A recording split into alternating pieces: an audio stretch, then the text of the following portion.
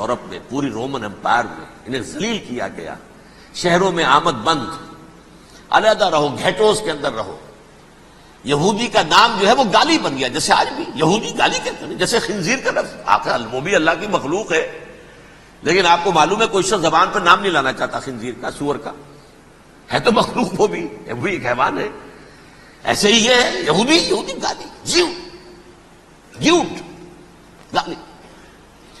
لہذا ایک طرف تو ان دونوں کے درمیان دشمنی، جس کو قرآن کہتا ہے وَأَغْرَيْنَا بَيْنَهُمُ الْعَدَاوَةَ وَالْبَغْضَاءَ،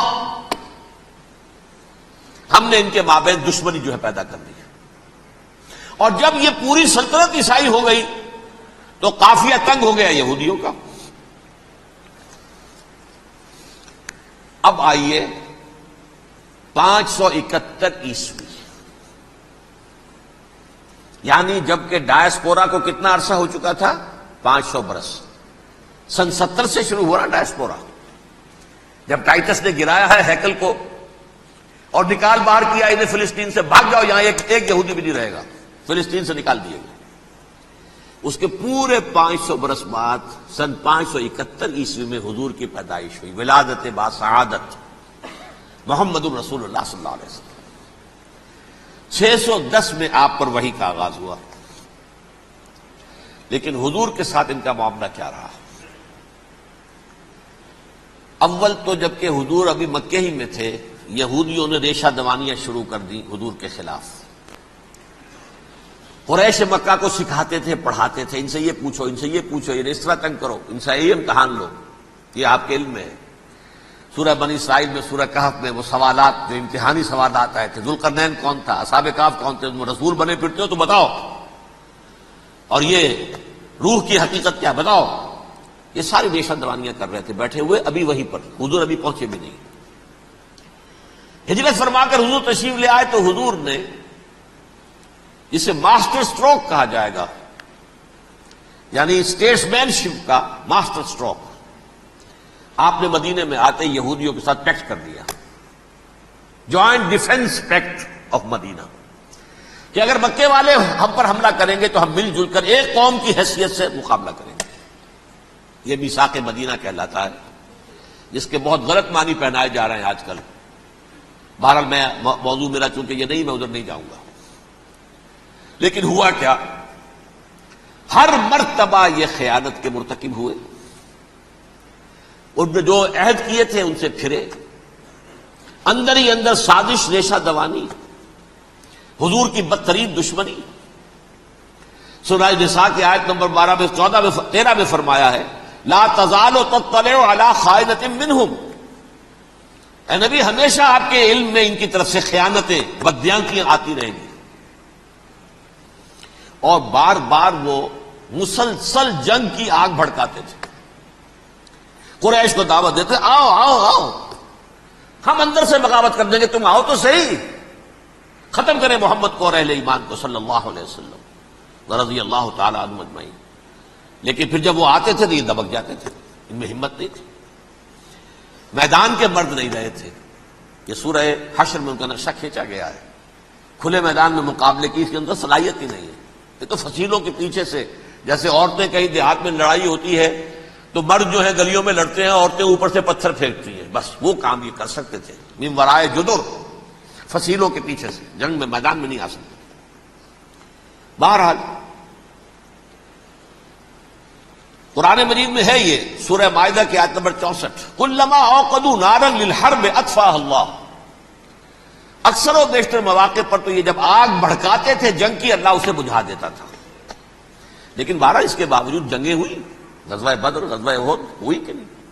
یہ ساری اس اصل شرارت میں تھی۔ اور اس کے نتیجے میں حضور نے پھر ایک ایک کر کے 3 قبیلوں کو سزا دی۔ غزوہ بدر کے فوراً بعد بنو قینقاع نکالے گئے مدینے سے، غزوہ احد کے فوراً بعد بنو نذیر نکالے گئے، اور غزوہ احزاب کے بعد بنو قریظہ نکال دیے گئے۔ یہ تو میں نے آپ کے سامنے رکھ دیا صرف حضور کے زمانے میں ان کا کیا رویہ رہا، دشمن۔ رات بھی ہم نے وہ آیت پڑھی تھی، لَتَجِدَنَّ أَشَدَّ النَّاسِ عَدَاوَةً لِلَّذِينَ آمَنُوا الْيَهُودُ وَالَّذِينَ أَشْرَكُوا۔ اہل ایمان کی دشمنی میں شدید ترین تم پاؤ گے یہودیوں کو اور مشرکین کو. مشرکین بھی بعد میں ہے، پہلے یہود. حضور کے بعد کیا ہوا آپ یہ نوٹ کیجئے، یہ ان کی تاریخ کا دوسرا دور. حضرت عمر رضی اللہ تعالی عنہ کا عہد خلافت ہے. بیت المقدس کا محاصرہ کیا گیا، فصیل بڑی اونچی، شہر اندر سے سیلف سفیشینٹ، حملے کا راستہ کوئی نہیں. محاصرہ طول کھینچ رہا ہے لیکن ان کے پاس رسد بھی موجود ہے، پانی بھی موجود ہے، وہ دروازے بند کر کے بیٹھے ہوئے ہیں. بالآخر اللہ تعالیٰ کی مشیت کا ظہور کیسے ہوا؟ ان کے کچھ علماء آئے فصیل پر، کہا دیکھو مسلمانوں، تم قیامت تک بھی یہاں پڑے رہو گے محاصرہ کر کے، ہمارا یہ شہر فتح نہیں ہوگا. ہاں ایک درویش بادشاہ کے ہاتھوں یہ شہر فتح ہونا ہے، لیکن تمہارے اندر ہمیں وہ نظر نہیں آ رہا. ابو عبیدہ بن الجراح رضی اللہ تعالی عنہ امین هذه الامہ، ان کا فوراً ذہن گیا وہ درویش بادشاہ مدینے میں بیٹھا ہوا ہے عمر رضی اللہ تعالی. اب ایک اور عمر بھی ہے جو قندھار میں بیٹھا ہے. نقشہ وہی ہے، سادگی کی حد تک نقشہ وہی ہے، بالکل وہی، اپنی آنکھوں سے دیکھا ہے وہی سادگی. عمر اول عمر ثانی تھے عمر بن عبد العزیز. اب ایک اللہ کے فضل سے اللہ تعالیٰ ایدہ اللہ بنصرتہ، اللہ تعالیٰ ان کی نصرت فرمائے، دشمنوں کو ان کے مقابلے میں نیست و نابود کرے. انہوں نے ریکویسٹ بھیج دی کہ حضور تشریف لائیے، یہ شہر فتح ہو جائے گا. وہ ہے سفر تاریخی، اتنا طویل سفر، تقریباً 700 میل، ایک اونٹ، ایک خادم، ایک منزل پہ امیر المومنین اوپر بیٹھے، خادم آگے چل رہا ہے، اگلی منزل پہ خادم اوپر بیٹھا ہے، امیر المومنین آگے جا رہے ہیں. اور جب پہنچے ہیں تو وہ باری تھی خادم کی.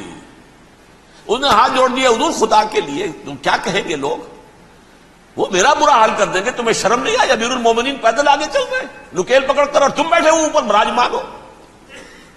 حضرت عمر فرمایا الدور دورک، نہیں باری تمہاری ہے، بیٹھ. اس حال میں پہنچے ہیں. اور پھر یہ کہ ابو عبیدہ بن الجراح آئے ہیں، استقبال کیا ہے تو دیکھا ہے اس حال میں چلے آ رہے ہیں. عمر نکیل پکڑے ہوئے چلے آ رہے ہیں، اور کہتے ہیں کہ کہیں کیچڑ ویچڑ تھا، جوتے خراب ہو گئے تھے، وہ بھی اتار کے ہاتھ میں پکڑے ہوئے، کپڑے تو تھے ہی پھٹے ہوئے.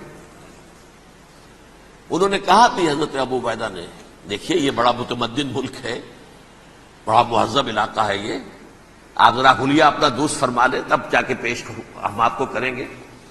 آپ نے فرمایا نحن قوم اعزنا اللہ بالاسلام، ہم وہ قوم ہیں جنہیں اللہ نے عزت دی ہے اسلام کے ذریعے سے، کپڑوں کے ذریعے سے نہیں، دولت کے ذریعے سے نہیں. اسی حال میں گئے ہیں، اوپر سے انہوں نے کھڑے ہو کر نشانیاں دیکھی ہیں، اپنی کتابیں کھولی، ہاں یہ وہی ہے. اچھا لو جی سرنڈر، شہر تمہارے ہاتھ میں. خون کا ایک قطرہ نہیں بہا اور بیت المقدس فتح ہو گیا. لیکن اس وقت حضرت عمر نے ایک نرمی یہ کی کہ یہودیوں کے لیے بھی اسے اوپن سٹی قرار دے دیا. یہ احسان عظیم حضرت عمر کا. اس سے پہلے یہودی آ ہی نہیں سکتا تھا، داخل ہی نہیں ہو سکتا تھا، وہاں وہ آ کر وزٹ نہیں کر سکتا تھا، زیارت نہیں کر سکتا تھا اپنے مقدس مقامات کی. حضرت عمر نے یوں سمجھیے کہ تقریباً 550 برس کے بعد ان کے لیے راستہ کھولا ہے کہ ہاں تم آ سکتے ہو، زیارت کر سکتے ہو. لیکن یہ عیسائیوں نے لکھوایا معاہدے کے اندر، انہیں یہاں آپ آباد ہونے کی اجازت نہیں دیں گے، لیکن کم وزٹ دی پلیسز، دیکھیں زیارتیں کریں اور جائیں. یہ معاہدہ حضرت عمر کا ہے رضی اللہ تعالی، جو پھر خلافت راشدہ کے بعد بنو امیہ نے بھی اس کو آرڈر کیا، بنو عباس نے کیا. پھر جو ہمارے یہ ترکوں میں اندر خلافت آئی تو ترک خلفاء نے بھی اس معاہدے کی پوری پابندی کی. فلسطین میں آ سکتے ہیں یہودی صرف زائرین کی حیثیت سے، وہاں آباد نہیں ہو سکتے. اب آئیے اگلا دور آیا حضرت عثمان کا دور خلافت. یہ ہے وہ وقت کہ اب یہود نے امت مسلمہ کی پیٹھ میں چھرا گھونپا. وہ کیسے؟ ایک یہودی عبداللہ ابن سبا اسلام کا لبادہ اوڑھ کر آ گیا، معاشرے کا جائزہ لے لیا. ان میں بنو ہاشم اور بنو امیہ میں جو پرانی کشاکش تھی اس کے کچھ نہ کچھ جراثیم باقی ہیں، اگر ان کو ذرا بھڑکا دے تو مسلمانوں میں انتشار پیدا ہو جائے۔ کہا یہ عثمان کون ہے؟ یہ تو بنو امیہ میں سے ہے، یہ حق تو بنو ہاشم کا ہے، خلافت ان کے پاس ہونی چاہیے، محمد کے تو رشتہ دار وہ ہے صلی اللہ علیہ وسلم۔ عوام الناس کے اندر بات پھیلنی شروع ہوئی۔ پھر ایک بڑی سازش کے انداز میں حضرت عثمان کے خلاف پروپیگنڈا، حضرت عثمان کے جو عاملین تھے، گورنر تھے، ان کے خلاف پروپیگنڈا، اور ایسی ہوشیاری کرتے تھے کہ کوفے میں کوفے کے حاکم کے خلاف کچھ نہیں کہنا، اجی مصر میں یہ ہو رہا ہے، اجی شام میں یہ ہو رہا ہے، اجی یہ جو عثمان ہے وہ یہ کر رہا ہے، یہ ظلم ہو رہا ہے، یہ لوٹ مار ہو رہی ہے، یہ خیانتیں ہو رہی ہیں۔ اب نہ تو اس زمانے میں مینز آف کمیونیکیشن، کیسے تصدیق کریں؟ افواہیں تو آپ آج کراچی کے اندر شروع ہو جائے تو پتہ نہیں چل سکتا کسی کو کہ کیا اس میں صداقت ہے کیا جھوٹ ہے، اور بری بات جو ہے فطرت انسانی کی کمزوری ہے، وہ فوراً قبول کرتا ہے، کسی کے بارے میں اچھی بات ماننے کو تیار نہیں ہوتا، لیکن بری بات تو فوراً تیار ہے۔ بہرحال یہ فتنہ انہوں نے اٹھایا، حضرت علی کی الوہیت کا فتنہ اٹھایا، حضرت عثمان کے خلاف الفتنۃ الکبریٰ برپا کیا، حضرت عثمان شہید ہوئے۔ اس کے بعد 5 برس تک مسلمان ایک دوسرے کی گردنیں کاٹتے رہے، باہمی خانہ جنگی ہوئی، امت کو وہ زخم لگایا ہے جو آج تک جس سے خون رس رہا ہے۔ یہ شیعان عثمان اور شیعان علی تھے جو بعد میں پھر سنی اور شیعہ ہو گئے اور آج تک ہے۔ فتنہ کس نے جگایا؟ ایک عبداللہ ابن سبا یہودی اور اس کے کارندے، شیطان کا ایجنٹ، اور انسانوں میں سے بھی اس کے جو بھی حواریین تھے اور شیطانوں کے اندر سے بھی تھے، انہوں نے بھی اس آگ کو بھڑکایا۔ یہ آپ سوچ لیجئے کہ یہ کس نے وہ زخم لگایا؟ یہودی۔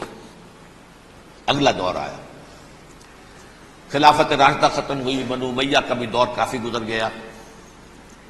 طارق ابن زیاد 712 عیسوی میں حملہ کرتے ہیں اسپین پر۔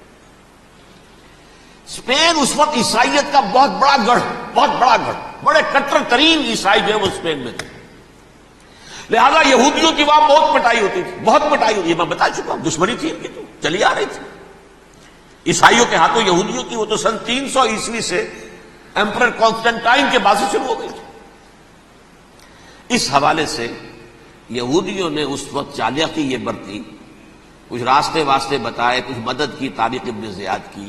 طارق ابن زیاد نے انہیں اپنا محسن سمجھا، ہسپانیہ فتح ہو گیا تو یہودی چونکہ محسنین کی فہرست میں آ چکے تھے، انہیں بہت اقتدار نصیب ہوا، بڑی سپورٹ مسلمانوں نے دی۔ ان کے بڑے بڑے علماء جو ہیں اسی دور کے اندر پیدا ہوئے، بڑے بڑے تھنکرز ان کے اسی دور میں پیدا ہوئے۔ بن گوریون جو کہ ایک وزیر اعظم تھا اسرائیل کا، اس نے یہ لکھا ہے اپنی کتاب میں، Muslim Spain was the golden era of our diaspora. وہ ڈائسپورا جو 70 عیسوی سے شروع ہوا تھا اور 1917 عیسوی تک جاری رہا ہے، اس میں سے گولڈن ایرا ہمارا جو تھا وہ مسلم اسپین تھا، ہسپانیہ میں بیٹھ کر ہم نے عیش کیے۔ لیکن وہاں سے انہوں نے اور جو کچھ کیا، یہ تو داستان کے اندر بہت سے گوشے ہیں، لیکن میں جس اسٹریٹ لائن میں چل رہا ہوں اس کے اعتبار سے ایک بات سمجھ لیجیے، وہاں بیٹھ کر انہوں نے اب عیسائیت کی پیٹھ میں چھرا گھونپا،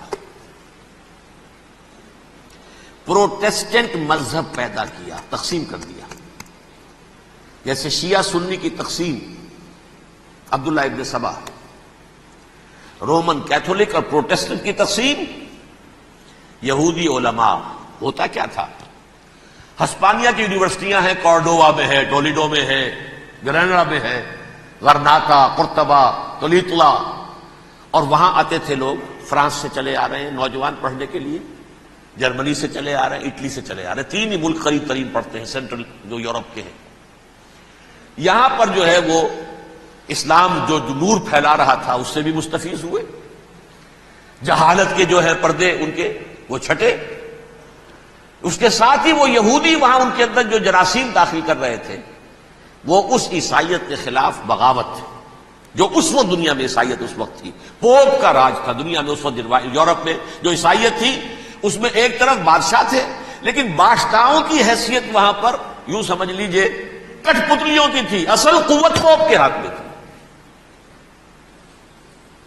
اور پوپ کو انہوں نے جیسے قرآن نے کہا اتخذوا احبارہم و رہبانہم اربابا من دون اللہ، کیونکہ سینٹ پال نے شریعت موسوی ساقط کر دی تھی، تو اب شریعت تھی ہی نہیں، پوپ کو اختیار تھا